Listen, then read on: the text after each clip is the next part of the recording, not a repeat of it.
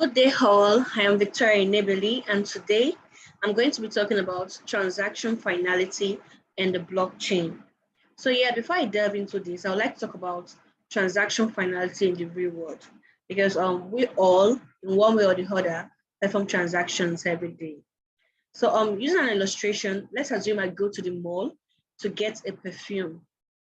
Yeah, me getting that perfume is like me performing a transaction. Now, for me to finalize that transaction, that is for me to get it done and dusted, I will need to make payments. Now, if I make payments using cash, then it is assumed that, my transaction is finalized and I just get my perfume, pay with cash and leave.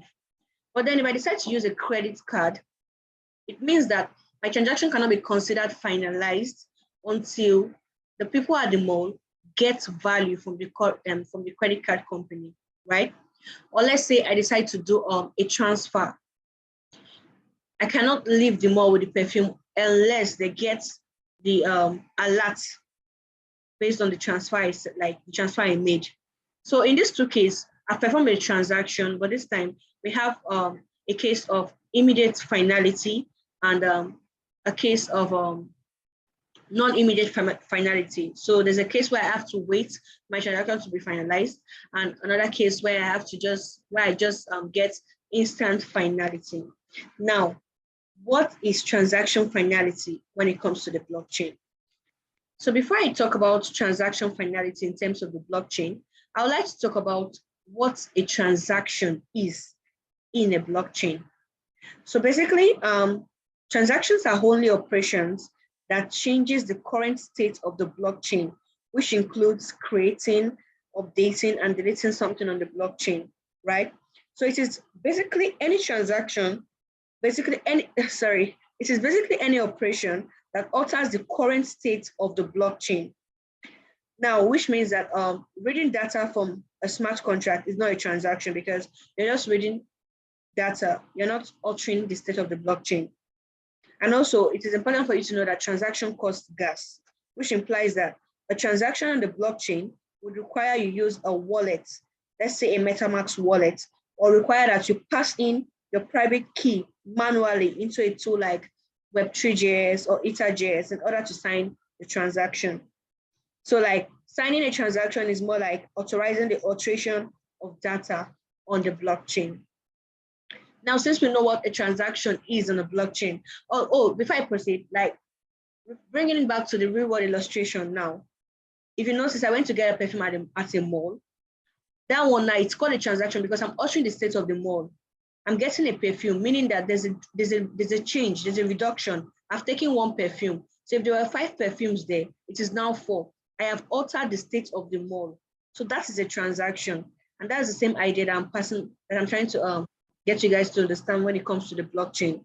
So now, since we know what a transaction is on the blockchain, let's talk about what the word finality means. So the word finality is just an English word, which means the fact or impression of being final and irreversible. It refers to the quality of being final and impossible to change. That is, something being irrevocable or complete. Now, we know what transaction is. We know what finality means. What then is transaction finality on the blockchain? So transaction finality in the blockchain is a guarantee that a transaction cannot be reversed, changed, or canceled after it has been executed. It is the affirmation that all well-formed blocks will not be revoked once committed to the blockchain. We can also say that it is the time it takes to protect any given transaction on the blockchain, meaning that there's a time period where a transaction is actually vulnerable to attack from bad actors trying to take advantage of the blockchain. Let's say a blockchain with weak finality. There's a time that bad actors can attack. Although this isn't common when it comes to large and secure networks like Bitcoin, it is still very much possible. Now, I needed to understand something. Finality is not the same thing as block time. What do I mean? It means that just because a transaction was confirmed into the newest block doesn't necessarily mean it has been finalized.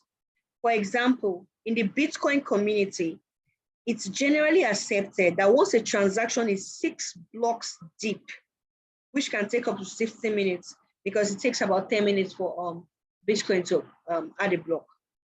So which is about 60 minutes, then it is considered finalized. While in Ethereum, a transaction needs to be about 40 blocks deep, which takes about 10 minutes because in Ethereum, blocks are added in seconds. Yeah, right? So which takes about 10 minutes for it to be finalized. Now let's look at a diagram. Yeah, so looking at this diagram, sorry about that. Let's look at the diagram, a diagram of finality.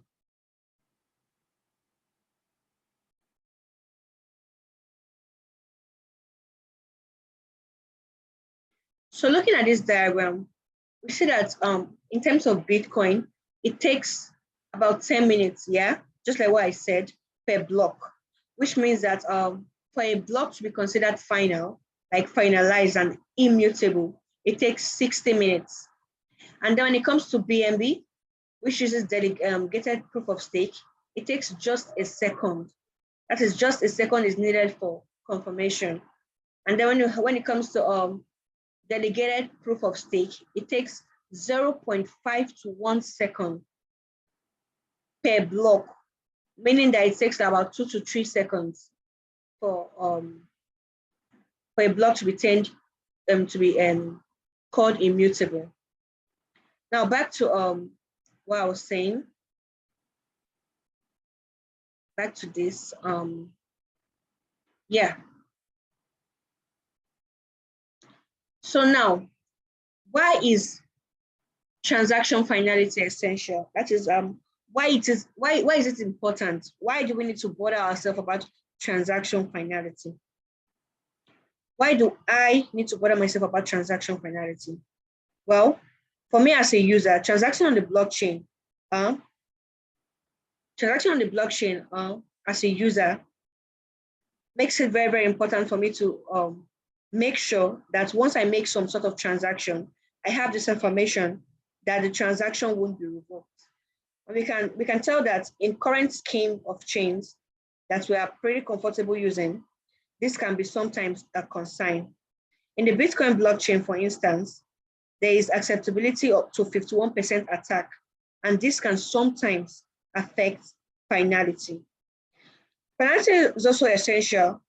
It's also an essential feature for ventures accepting cryptocurrency because waiting endlessly on a blockchain network can have a high adverse effect for businesses or enterprises that accept crypto as a means of payment. So when creating payment system, for it to be effective, it is crucial, very, very crucial to have low latency. So to put this in perspective, if you had to wait for 10 minutes every time you wish to purchase something, it would quickly become very inconvenient to go shopping. So with all this in mind, developers have been improving on finality with what they call absolute or instant finality. So basically, let's talk about the different type of finality.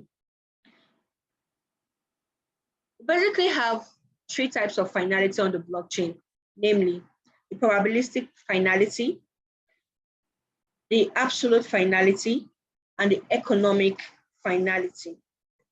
So in probabilistic finality, let's talk about probabilistic finality. So this finality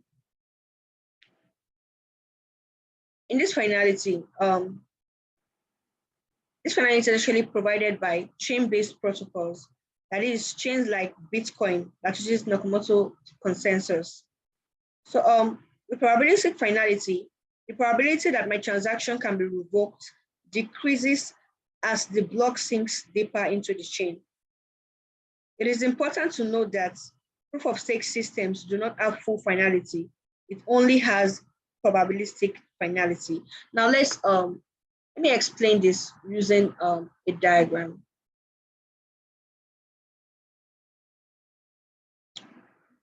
Let me explain this using a diagram.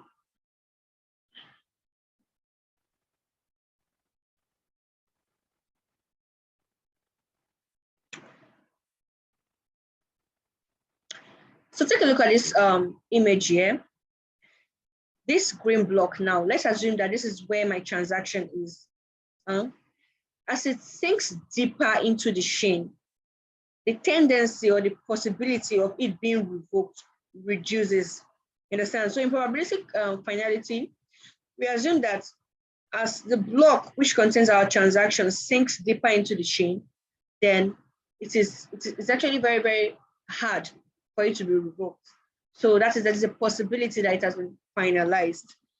Here we have 1, 2, 3, 4, 5, 6, which is about 6 blocks deeper. No, even more than 6 blocks deeper, considering this chain here.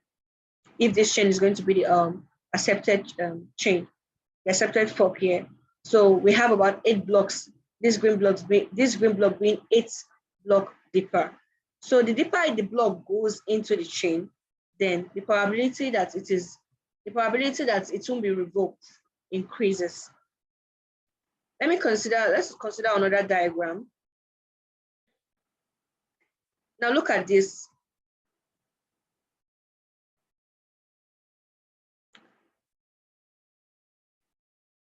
Look at this image here. Here we have a green block here. Now this green block is in one of the forks here. We have 3 forks here. So yeah, this one now, the probability of it being revoked is very, very high because yeah, it has not even sinked deep into the chain. In fact, we don't even know which of these forks will be accepted. If this one is accepted, then this transaction, we have to worry about this transaction here. If this one is accepted, we have to worry about this transaction here. If this one is accepted, we have to worry about this here. But if this is accepted and then more blocks have been added, then the possibility that it is going to be revoked will definitely decrease and probably reach finality. So back to this, yeah. So let's talk about absolute finality. So what is absolute finality? Basically, this finality uses a PBFT-based protocol where transactions are considered final immediately in the first block. When I mean PBFT, I mean practical Byzantine false tolerance. So yeah, this is the type of finality that PBFT-based protocols provide. These PBFT-based protocols are those like tenderments, which have some sort of leader and committee for verification. In this finality, once a transaction is included in a block and is verified, it is immediately finalized and added to the blockchain. Now, how does this work? A leader, just like I said, there's a leader and a committee. This committee has members. So how does it work? A leader takes a bunch of transactions and then puts them together in a block. Once this is done, it will be sent to a committee, to the committee for verification. Now, each member of the committee looks at this transaction in the block to see if it is valid. If the transactions are valid, that is based on what's the term valid. So each member of this committee looks at the transactions in the block to confirm their validity. The majority or the right number of committee members, if the majority or the right number of committee members feel that this block is valid, then it is immediately finalized and added to the blockchain, making it immutable.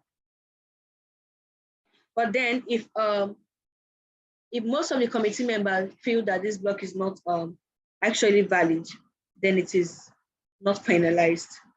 But once the committee members checks it out and then feel that it is valid, it is immediately finalized. Now let's talk about economic finality. The notion of economic finality can exist in any case, that is, either in probabilistic finality or absolute finality. Economic finality comes into the picture when we talk about proof of stake blockchains, that employ penalties. If you recall the image I showed you guys earlier, then we had BNB, which is delegated proof of stake. And we had EOS, which is delegated proof of stake. And then we saw that the transactions are actually finalized almost immediately, 1 second, 2 to 3 seconds. Yeah. So economic finality comes into the picture. I want to talk about proof of stake blockchains that employ penalties. They employ penalties.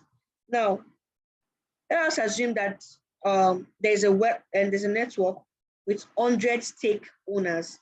That is a network which uses proof of stake with 100 stake owners.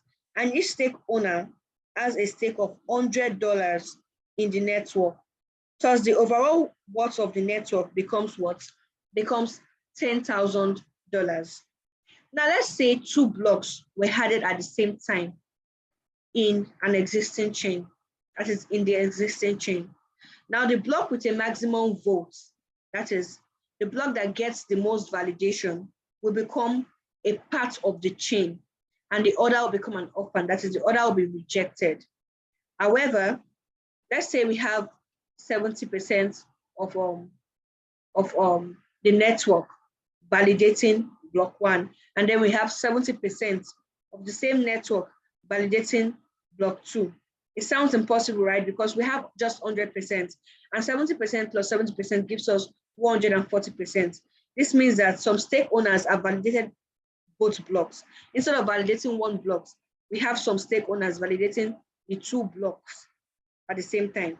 So which means that there's an error there. That is, around 40% stake owners have acted maliciously. And by slashing these owners, the network will bear a loss of about $4,000, because each validator stakes $100. So if you're slashing the stakes of about 40% of the network, the network is going to be losing about $4,000.